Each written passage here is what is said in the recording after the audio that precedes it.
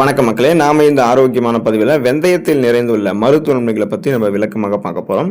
வெந்தயத்தை பார்த்தீங்க அப்படின்னா நம்மளுடைய உணவுகளில் தொடர்ந்து நம்ம சமைத்து எடுத்துக்கொள்ளலாம். இல்லைனா இரவு ஒரு தேக்கரண்டி வெந்தயத்தை ஒரு கிளாஸ் தண்ணீரில் ஊற வச்சுட்டு மறுநாள் காலையில் அந்த தண்ணீரை குடித்து விட்டு வெந்தயத்தை மென்னும் சாப்பிடலாம்.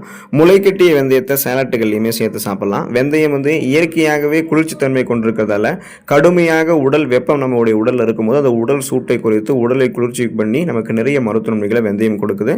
ஸோ வெந்தயம் தரக்கூடிய மருத்துவ நன்மைகள் என்னென்ன, அதை காரணமாக இருக்கக்கூடிய ஊட்டச்சத்துக்கள் என்னென்ன அப்படின்றத விளக்கமாக பார்ப்போம். அதை பற்றி பார்க்கறதுக்கு முன்னாடி இந்த வீடியோவுக்கு மட்டும் ஒரு லைக்கை கொடுத்துட்டு இந்த தகவலை உங்களுக்கு தெரிஞ்சவங்களுக்கும் ஷேர் பண்ணிடுங்க. ஏன்னா இது அவங்களுக்கும் பயனுள்ளதாக இருக்கக்கூடிய ஒரு ஆரோக்கியமான பதிவு தான்.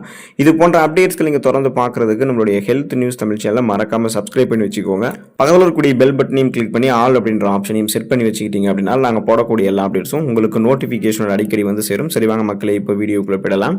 ரத்தத்தில் அதிகரித்து இருக்கக்கூடிய சர்க்கரையினுடைய அளவை கட்டுப்படுத்துறதுக்கு நம்ம வெந்தயத்தை எடுத்துக்கலாங்க. காரணம் என்ன அப்படின்னா, வெந்தயத்தில் இருக்கக்கூடிய கேலக்டோமைன் அப்படின்னு சொல்லக்கூடிய அந்த நார் சத்து ரத்தத்தில் சர்க்கரை உறிஞ்சப்படுவதை குறைக்குது. இது இன்சுலின் சுரப்பை மேம்படுத்தி குறிப்பாக டைப் 2 சர்க்கரை நோய் உள்ளவர்களுக்கு ஒரு வரப்பிரசாதமாக அமையுது. ஸோ நம்மளுடைய ரத்தத்தில் இருக்கக்கூடிய சர்க்கரை நோய் கட்டுப்படுத்திக்கிறதுக்கு நாளடைவில் அந்த சுகர் ப்ராப்ளத்திலிருந்து விடுபடுவதற்கெல்லாமே வெந்தயத்தை நம்ம எடுத்துக்கொள்ளலாம். ஒருவேளை உங்களுக்கு சுகர் ப்ராப்ளம் இல்லை, இனிமேலும் நீங்கள் ஆரோக்கியமாக இருக்கணும் அப்படின்னு நினைச்சிங்க அப்படின்னாலுமே நீங்கள் உங்களுடைய உணவுகளில் வெந்தயத்தை நீங்கள் சேர்த்துக்கொள்ளலாம். சுகர் அப்படின்ற அந்த பேச்சுக்கு இடம் இருக்காது.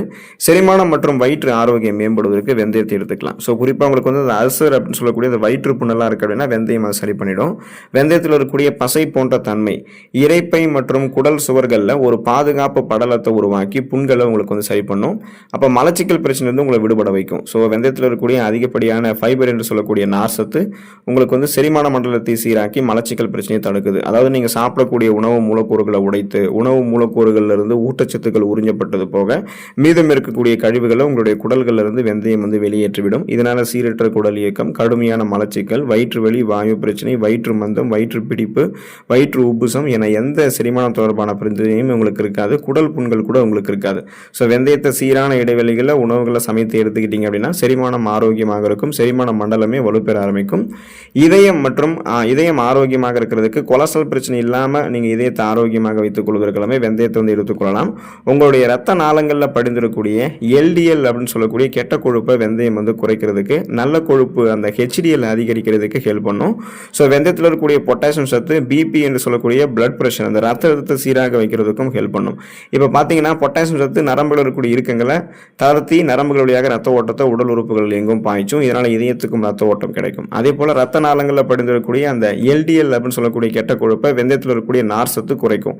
இப்போ ரத்த நாளங்கள் வழியாகவும் நரம்புகள் வழியாகவும் ரத்த ஓட்டம் எந்த விதமான தடையும் இல்லாமல் சீரான அளவில் இதயத்துக்கு போகும்போது இதய துடிப்பும் சீரான அளவில் இருக்கிறதால மாரடைப்பு, பக்கவாதம், இதய தமனிகளில் வீக்கம் ஏற்படுதல், இதய தசைகள் வலுவிழந்து போகுதல் போன்ற எந்த பக்க விளைவுகளுமே ஏற்படாது. இதயம் நமக்கு பன்மடங்கு பலம் பெறணும் அப்படின்னாலே அந்த BP problem, sugar problem, cholesterol problem நமக்கு இருக்கக்கூடாது.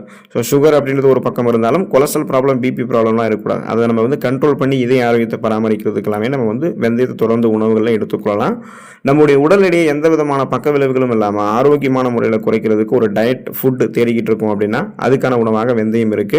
வெந்தயம் உடலில் இருக்கக்கூடிய தேவையற்ற கொழுப்பை கரைக்கிறதுக்கு ஹெல்ப் பண்ணும். காலையில் வெறும் வயிற்றில் வெந்தயம் கலந்த நீரையோ அல்லது முளைக்கட்டி வெந்தயத்தையோ சாப்பிடுவது நீண்ட நேரம் பசி எடுக்காமல் தடுத்து உடல் எடையை குறைக்கிறதுக்கு நமக்கு ஹெல்ப் பண்ணும். ஸோ அப்போ பார்த்தீங்க அப்படின்னா இப்போ நம்மளுடைய உடல் எடையை குறைக்கணும் அப்படின்னாலே நம்ம அதிக கலோரிகள் இருந்திருக்கக்கூடிய உணவுகளை எடுத்துக்கொள்ளக்கூடாது. குறைந்த கலோரிகள் இருக்கக்கூடிய உணவுகள் எடுத்துக்கொள்ளணும். அந்த உணவுகள் நம்முடைய பசியை கட்டுப்படுத்தி உடல் எடையை குறைக்கக்கூடிய உணவுகளாக இருக்கணும்.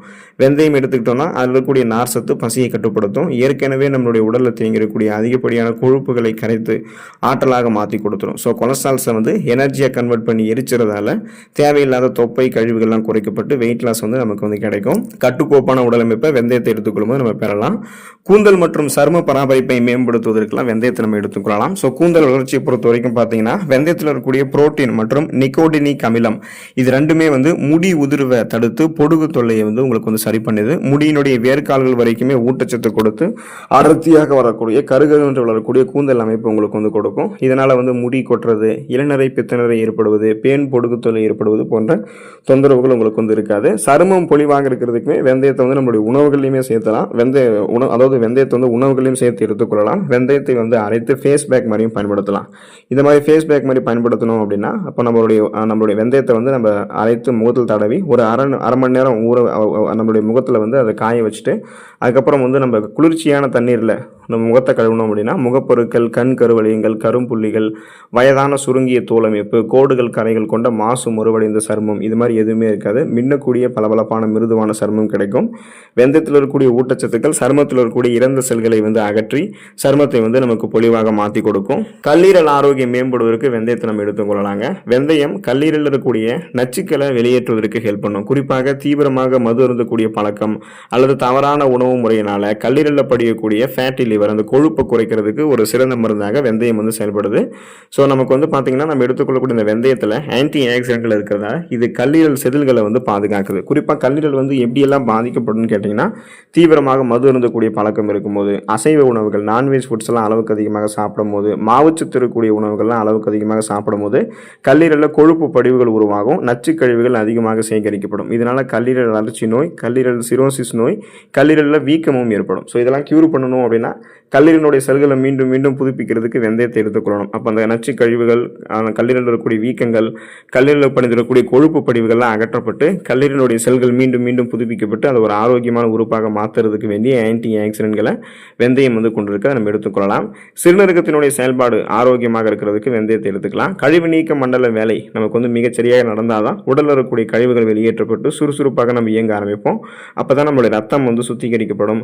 தூக்கமும் நமக்கு வந்து இயல்பாகவே வரும். இப்போ ஒருவேளை வந்து உங்களுக்கு வந்து சிறுநீரகத்தில் கற்கள் உருவாவதை வந்து தடுக்கணும்னு நினைச்சிங்கன்னா நீங்கள் வெந்தயத்தை எடுத்துக்கலாம். சிறுநீரகத்தில் கற்கள் உருவாவதை தடுக்கிறதுக்கு வெந்தயம் ஹெல்ப் பண்ணும்.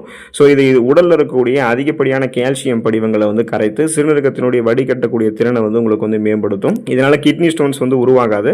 கிட்னி ஸ்டோன்ஸ் உருவாகிறதுக்கு முன்னாடி அதை வந்து தடுத்து நிறுத்திடலாம். ஒருவேளை கிட்னி ஸ்டோன்ஸ் இருக்குது அதை ரிமூவ் பண்ணணும் அப்படின்னாலுமே வெந்தயத்தை வந்து நீங்கள் எடுத்துக்கொள்ளலாம். அப்போ அந்த கழிவு நீக்க மண்டலமே சிறப்பாக செயல்பட ஆரம்பிக்கும். சிறுநீர் வழியாகவே உங்களுடைய உடலில் இருக்கக்கூடிய கழிவுகள் வந்து பெரும்பான்மையாக வெளியேற்றப்பட்டுவிடும். மூட்டு வலி மற்றும் வீக்கம் சரி செய்யப்பட்டு உங்களுடைய எலும்பு ஆரோக்கியத்தை பராமரிக்கிறதுக்கெல்லாமே வெந்தயத்தை எடுத்துக்கலாம். வெந்தயத்தில் வந்து அலர்ஜி எதிர்ப்பு பண்புகள், ஆன்டி இன்ஃப்ளமேட்டரி ப்ராப்பர்ட்டிஸ் வந்து அதிகமாக இருக்குது. இதனால் வாத நோய் உங்களுக்கு வந்து சரியாயிடும். மூட்டு வலி அல்லது வாத நோய் இருக்கிறவங்கலாம் வெந்தயத்தை உணவுகளை சேர்த்துக்கொள்வதன் மூலமாக வலியையும் வீக்கத்தையும் சேர்த்தே வந்து குறைத்துக் கொள்ளலாம். தசைப்பிடிப்பும் உங்களுக்கு வந்து ஏற்படாது. உடற்பயிற்சி அல்லது கடின உழைப்புக்கு அப்புறம் ஏற்படக்கூடிய தசைப்பிடிப்புகளையுமே வெந்தயம் சரி பண்ணிடும். ஸோ தசைகள், எலும்புகள், நரம்புகளினுடைய ஆரோக்கியத்தை மேம்படுத்தி ஆஸ்டியோபோரோசிஸ், எலும்பு மெலிவு நோய், மூட்டு வலி, எலும்புருக்கி, முடக்குவாதம், எலும்பு மச்சைகளில் ஏற்படக்கூடிய பிரச்சனை, மூட்டு அலர்ச்சி போன்ற எந்த தொந்தரவுகளுமே உங்களுக்கு ஏற்படாமல் ஆரோக்கியமாக உங்களுடைய எலும்பு அமைப்பை பராமரிக்கும். உடலை உறுதி பெற வைக்கும். புற்றுநோய் எதிர்ப்பு பண்புகள் பெற்று புற்றுநோய் எதிர்த்து போராடுவதற்கான தன்மையை வெந்தயம் உங்களுக்கு வந்து கொடுக்குங்க. காரணம் என்ன அப்படின்னா வெந்தயத்தில் இருக்கக்கூடிய டயோஸ்டனின் அப்படின்னு சொல்லக்கூடிய இந்த சஃபோனின்கள் புற்றுநோய் செல்கள், ஃப்ரீ ரேடிக்கல்ஸ் அப்படின்ற அந்த தீங்கு விளைவிக்கக்கூடிய புற்றுநோய் செல்கள் உருவாவதை தடுக்கக்கூடிய ஆற்றல் கொண்டது அப்படின்றத ஆய்வுகளில் தெரிவிக்கிறாங்க. ஸோ இது வந்து குறிப்பாக குடல் புற்றுநோய் அந்த அபாயத்தை உங்களுக்கு வந்து குறைக்கிறதுக்கு ஹெல்ப் பண்ணும். ஏன்னா இது செரிமானத்தை மேம்படுத்தி குடல் புற்றுநோய் வந்து உங்களுக்கு வந்து சரி பண்ணிடும்.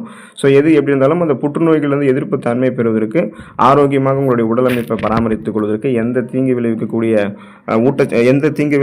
நச்சு கழிவுகளும் உங்களுடைய உடலில் வந்து சேராமல், நோய் கிருமிகள் தாக்காமல் ஆரோக்கியமாக இருக்கிறதுக்கு எல்லாமே வெந்தயத்தை நீங்கள் எடுத்துக்கொள்ளலாம். ஸோ தொடர்ந்து வெந்தயத்தை எடுத்துக்கொண்டு உடலை குளிர்ச்சியாக வைத்து ஆரோக்கியமாக வைத்துக் கொள்ளுங்கள். உடல் நலத்தை பராமரித்துக் கொள்ளுங்கள். நலமாக வாழுங்கள். அடுத்த ஆரோக்கியமான பதிவில் மறக்காமல் சந்திப்போம். நன்றி மக்களே.